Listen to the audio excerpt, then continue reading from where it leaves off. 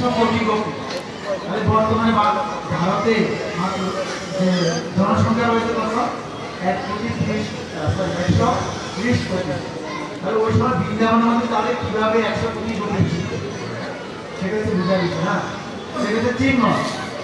তো ভগবান শ্রীকৃষ্ণ উনি 100 কোটি গোপীর সাথে উনি নৃত্য করেছেন। অনেকে বলে যে না আমাদের ভগবান ভগবান উনি গোপীদের সাথে নৃত্য করেছেন। উনি যে ভগবান সেটা উনি প্রুভ করেছেন কিভাবে?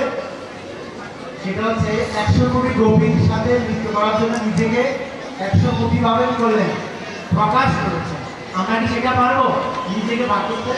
তো ভগবান নিজেকে আবার 100 কোটি ভাবে উনি ভাগ করছেন, তারপরে ওদের সাথে কি করে নৃত্য করেছেন।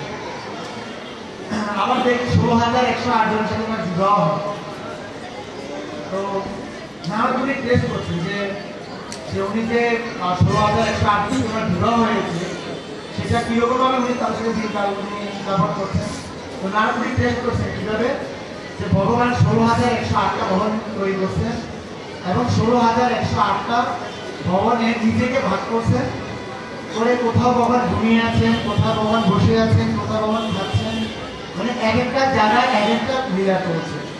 তাহলে এটা কি আমরা পারবো সেটা? এই জন্য উনি হচ্ছেন ভগবান। ভগবান বলছে আমি যা পারি তোমরা সেটা তা পারবে না। তারপর আমরা দেখতে পাই ভগবানে কি, আমি একটু গান গিয়েছি ধীর বড় ধারী। তো ভগবান কেউ যদি নিজেকে না আমরাও এরকম ভগবানের সাথে ভগবানের মতো এরকম আমরা রাখতে পারবো, তাই কি সম্ভব? ভগবান এই জন্য আগে কি করছেন, উনি কি 7 বছর বয়সে উনি কি করলেন? ভগবান উনি যখন 1 মাস বয়স উনি পুতনাকে বধ করেছিলেন, 3 মাস বয়সে শতাসুরকে বধ করেছিলেন, 1 বছর বয়সে তৃণাবর্তাসুরকে বধ করেছিলেন, 2 বছর বয়সে বৎসাসুরকে বধ করেছিলেন, 4 বছর বয়সে বকাসুরকে বধ করেছিলেন, তারপরে 7 বছরে উনি কি গিরি গোবর্ধন ধারণ করেছিলেন। আর গিরি গোবর্ধন ধারণ করার পর ওনার বয়স যখন 8 বছর যে এখন কি কাত্যায়নী ব্রত, তো কাত্যায়নী ব্রতের পরে উনি শরৎকালে কি করলেন যে শেষে আর কি রাসলীলা অনেকবার হয়েছিল শরৎকালে একবার হয়, এখন একবার হয়। তো ভগবান অনেকবার রাসলীলা করেছিলেন। তো গিরি গোবর্ধন ধারণের পরে উনি এই রাসলীলা করেছিলেন। তাহলে তো ভগবান যেটা পারেন আমরা কি সেটা পারবো না। এখন প্রশ্ন হচ্ছে যে এই যে গোপিকারা ছিলেন এরা কারা ছিলেন?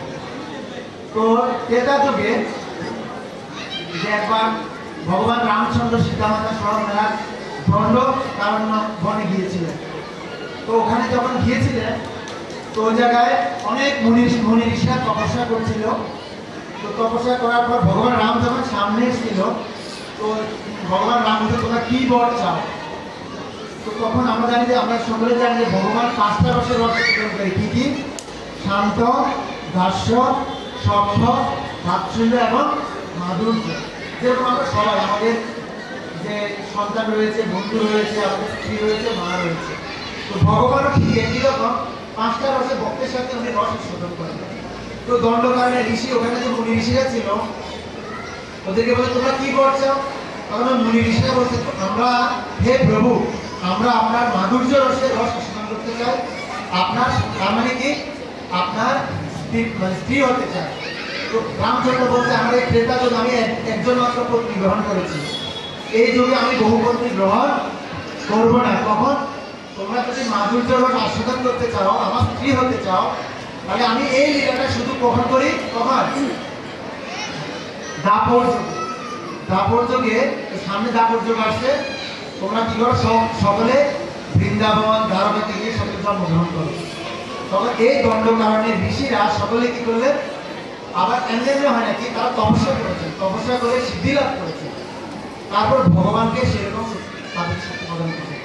আর এই ঋষিরা সকলে বৃন্দাবনে জন্মগ্রহণ করে পর্বতনাথ নারী দেহ অর্থাৎ গোপিকা রূপ ধারণ করে তারা ওখানে জন্মগ্রহণ করে এবং ভগবানের সাথে বিদায় আস্বাদন করে।